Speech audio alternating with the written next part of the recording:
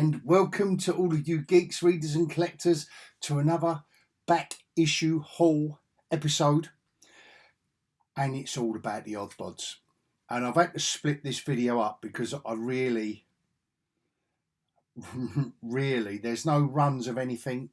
Like, if you've been following me, welcome back to my sexy subscribers. If you have been following me for weeks and weeks, getting those Thor runs and those I don't know what else was it, Fantastic Four.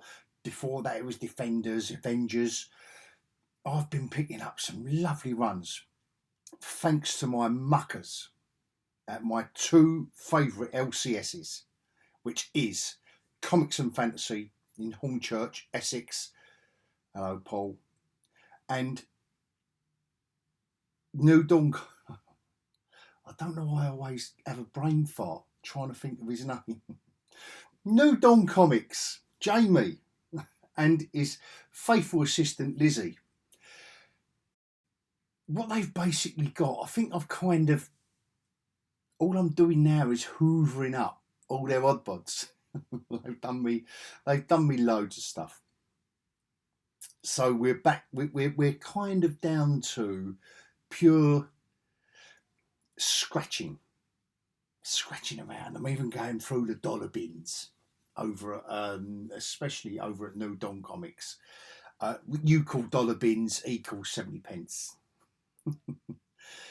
Let's get started. This is what I've picked up over the past 2 or 3 weeks. I know I haven't done one of these videos in a while, only because a lot of the deluge of comics has been overwhelming, on top of the fact that there's been bank holidays and, you know, every now and again you have a life that interferes with your comic book reading. You know, people coming round and the family, oh, you know, hello. Yeah, remember me? Anyway, I have a big gap, and I mean a massive gap, in my entire comic book journey. And I've sold comic books through the shops that I had years ago and all that, but nevertheless, I don't know why, I've had a blind spot to Spider-Man. I really do mean that. Like, I've had a blind spot.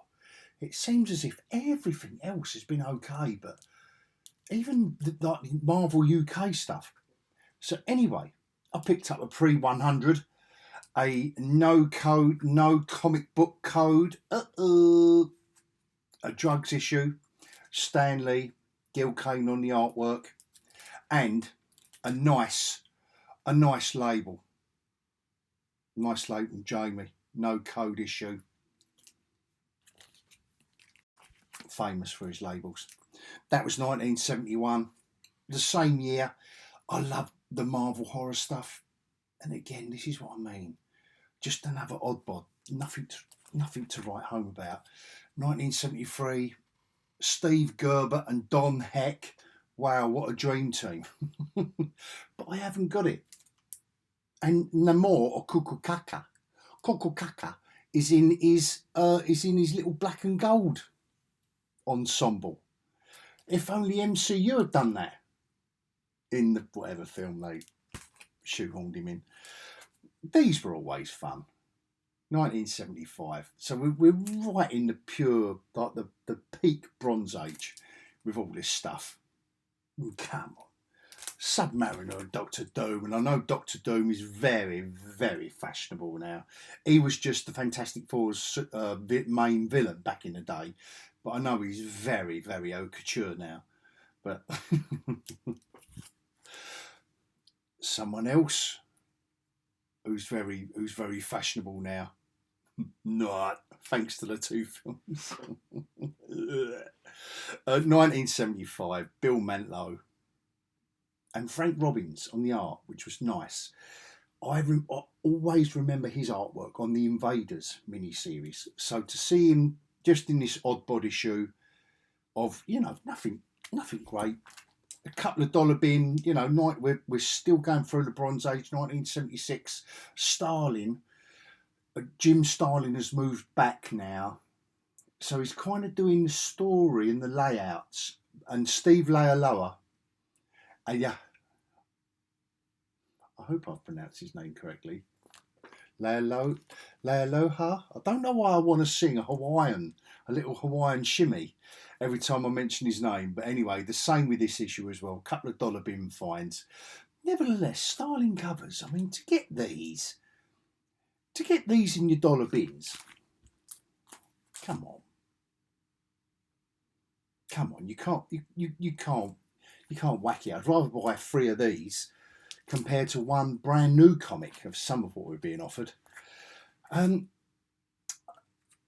Spider-Woman. Do you know what? I never did get this. So we're back. We're in 1978 now. Carmine Infantino, Marvel Wolfman, on writing duties. And do you know what? I did not pick these up in the day. I didn't. So I don't know why. You can't pick up everything, can you?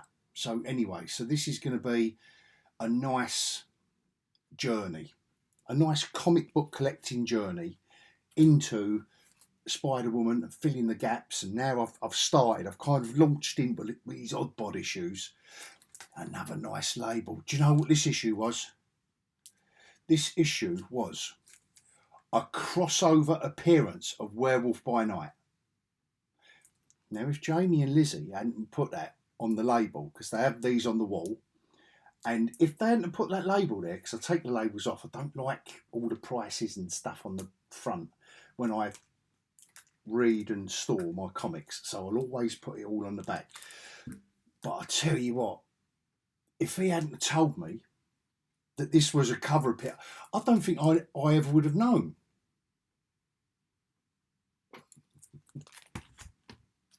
He sold it to me, didn't he? He sold it. And these are all just, it's all just standard fare. The Spider-Woman run, I mean, I would have read, I don't know where, but I would have read the reprints in Marvel UK somewhere of Spider-Woman. So the adventure begins, collecting that little Spider-Woman run, that first one. Another little odd bod. What year would this have been? 90? Oh no, I got that well wrong. 83. And then here we go. We've got some. These aren't just odd bods. Do you know what this is? This is early Black Suit. I don't know who for. I don't know if it's early Black Suit of Black Cat or early Black Suit of Spider-Man. I'll have to have a look. 1984. So we're coming out of the Bronze Age now. I remember getting this. I remember being impressed by the Charles Vess cover, 1985, and then being not as impressed with issue 2, and then not getting it anymore. So anyway, I don't know why, but like I say, I'm picking up all these odd bods from New Dawn Comics from Jamie. And again, are you ready for this, DC fans? Are you ready? 1968 Christmas edition.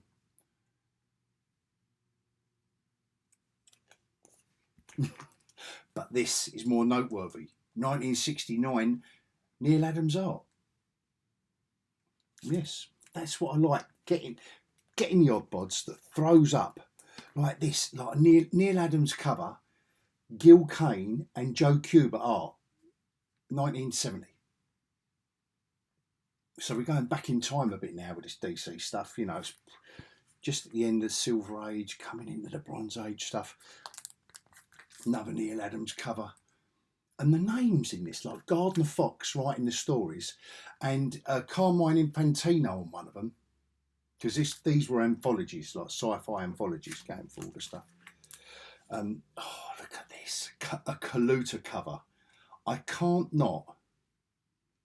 say it's my ambition in life to pick up get the whole run of Detective Comics, which would be very expensive when you get down to the earlier issues, if you know what I mean.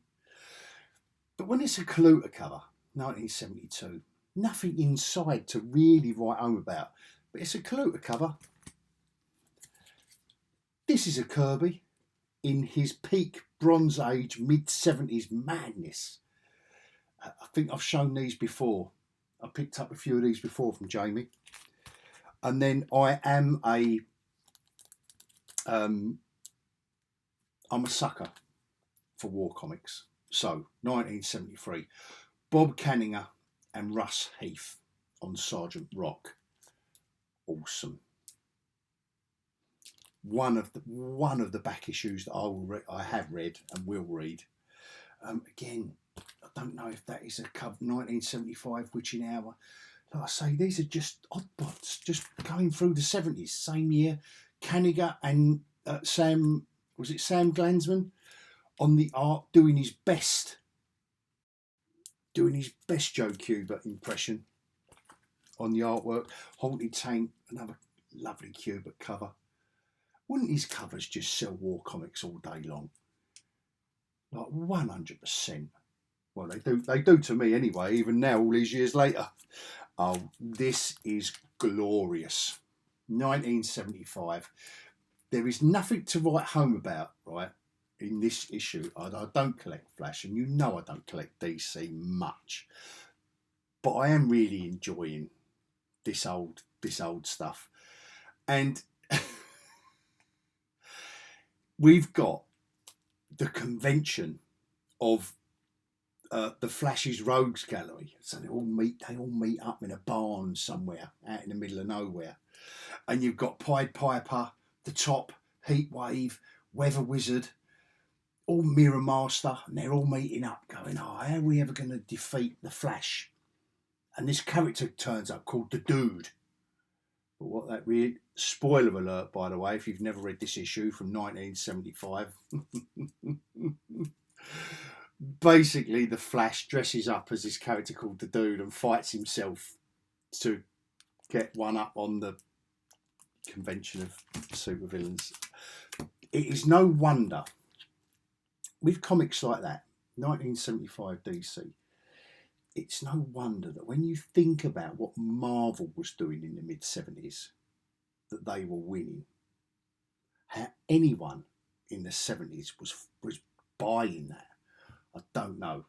I'm finding it funny now, looking back. I find it hilarious. But I don't know whether that would have been 10 or 15p in England back in the day, in that era, 9p, whatever it was. I would not have been happy. I wouldn't. In all those Marvel titles you could have got in 1975. What, and I picked that up? Really? There was a nice Green Lantern, Denny O'Neil, a Green Lantern story edited by Julius Schwartz. Probably a reprint, I'm thinking. But let me know in the comments. I'm thinking that's a reprint. But even that was pretty lame-o. It was. 1983, and I just picked this up for the Kaluta cover. Simple as that. Crap comic, crap era. Didn't cost £1 million, but it's a Kaluta cover that I'd never seen before. Not even one of his best, but that's what happens to you when you're a collector and you see a cover of an artist that you love and revere. And talking about artists I love and revere, here's another odd bod. Barry Windsor Smith. So this is a prologue to what was to come. And do you know what? I've got a bit of a blind spot in this era and Valiant. I really have got a blind spot. I did have the shops at the time, and I don't know why I had this blind spot, because it's Barry Windsor Smith for a start. I don't know whether I was too busy. I had my first child. I had my son in 1995. I had the shops working for myself. You know, I'd recently got married. I don't know whether I was too busy or what it was. But anyway, another little dollar bin find. Jim Lee cover. Jim Lee and who was inking him? Bob Layton. Jim Lee, Bob Layton. And then you've got Barry Windsor Smith inside. I mean, come on. For 70p. There was no label on that. So, but over to Hornchurch, Essex, over at my old mate Paul, Comics and Fantasy, and suddenly he's got this lovely Silver Age issue, Tales of Suspense. But the label, suddenly he's decided to declare label was. I only mentioned it. I just mentioned that Jamie don't do as good a label as he used to. And Paul said, well, let's see what I can do about that. And that's what he come up with to sell this comic. And this was about 10 years ago because it was £1 million. So it's taken me a while. I think he imposed a tariff on this comic, to be fair. I think he imposed a Hornchurch tariff because Hornchurch is really in London and not Essex, and I come from Essex. I think he imposed a London Essex tariff of £1 million. But I think, like all of the people that impose tariffs, without getting too political, you know where I'm going with this. I think he rode back on it. He rode back on the tariff, and he did sell me this comic at a decent price. Hence, it's here. But also, I've got to crack it open, which I will do. This is obviously something that, look, it's all sealed up, and I've got to open that up. I'm not going to leave it like that. No way, Jose. Another odd bod. I did post this on Threads, and no one got back to me, as in, were there any more in this collection? 1987. A really weird. Just have a look at my thread on this to look at the FF, Hulk, Spider-Man, Captain America. It's really weird from 1987. They don't even go back to give us origins or first issues or anything. It's not like the origin of Marvel Comics. It was a really weird, like a leather-bound. Paul done me a little deal on that because he done me a whole box of odd bods, and it was Paul's stuff that I've had to split up because these are the comics, but he done me a load of the early comic fanzines and like Fantasy Advertiser and Arc and BEM. I've got to do them separate. I've got to do them separate because it is a real hark back, and I know this is a hark back as well. I did have the whole run, yeah, including the first issue with a mask, but they went into my comic book stock when I bought my first shop just to boost up sales and stuff, etc., etc., because I thought I'd be a millionaire a few years later. But anyway, wonderful, just wonderful stuff. It was just all odd, like I say, just all odds and ends, but sometimes you just got to go, when my old mate Paul does me a nice deal, you just got to go, oh, that's fantastic, cover that is brilliant. And it was all original. If you didn't know, this was original stories created by Herb Trimpe. I don't know who was the writer on it. Was it? Oh, I forget who the writer was. But anyway, it was kind of done in America, but then printed in England. So the Yanks didn't get it. Back in the day. What year was that? 76? Oh, 77. Oh, yes. The artwork in these, absolutely stunning. And I know that Titan has re-released the Savage Sword of Conan, that he's trying to kind of hark back to this stuff, but there was something raw and noble about these black and white magazines from Marvel. Howard Chaykin read Sonia in this one. I'm not so bothered. The artwork, great. I've never been enamoured by Sherlock Holmes, but you know, it is what it is, and it goes in. It's Marvel preview. You know, I've got to fill them gaps, and here's another Marvel preview. This is more my cup of tea. Yeah, more Solomon Kane. Excellent. I don't know if this was a precursor of the Cole and the Barbarians magazine, or it was the other way around. But yeah, Solomon Kane. Got a soft spot for that character. These were great. These were great, and they were of the moment. Definitely of the moment, coming out of novels and sci-fi, and you know, it wasn't really in movies. A little bit of TV, but it wasn't really, was it? Paul Gulacy. And then we come right up to date, right up to the modern age. Something I had never seen before. Little Hellblazer, Tom Taylor, Derek Robertson. Little Black Label mini-series. I love this Black Label stuff. Love it. Look forward to reading that, because obviously you can't read everything, but I will be setting those aside to read in one go, when I've got the moment to read in one go. And the same with this. Who remembers this? Night Cries. And it was the artwork all day long. I mean, I know it's Archie Goodwin on the writing, but Scott Hampton's artwork on this, yeah, that was a big, oh yes, loved his artwork. And then this is pure Oddbod. For you British fans, this is on Kickstarter and it's still going as of now, the 77. I'm assuming that is a hark back to 2000 AD. I'm assuming. Not that this is anything to do with 2000 AD, but there's an advert of Ian Gibson's Lifeboat. I did get that actually, and it only came out. This is This is Breakout Comic of 2020. So 3 or 4 years ago, he was probably just getting it sorted. But inside of All Unknowns, more or less, I think. I haven't really gone through it yet. But great cover. Like I say, issue 2 of an Oddbod. But this is still going now on Kickstarter. So it has made me think, do I need to look at that? Maybe. But that's been my back issue Oddbod. Oddbod-tastic, man. For the past, that's probably 2 or 3 weeks worth. I don't think I've done a back issue haul because I've just been picking up where I've got to the end of all these runs. My old mate Paul, he's got some sexy stuff on the horizon for me though. Oh yes, and that will be coming in a future video. Don't you worry about that. Next up will be, like I say, the fanzine stuff, because I had to separate it out. Hope you enjoyed that little trip down memory lane.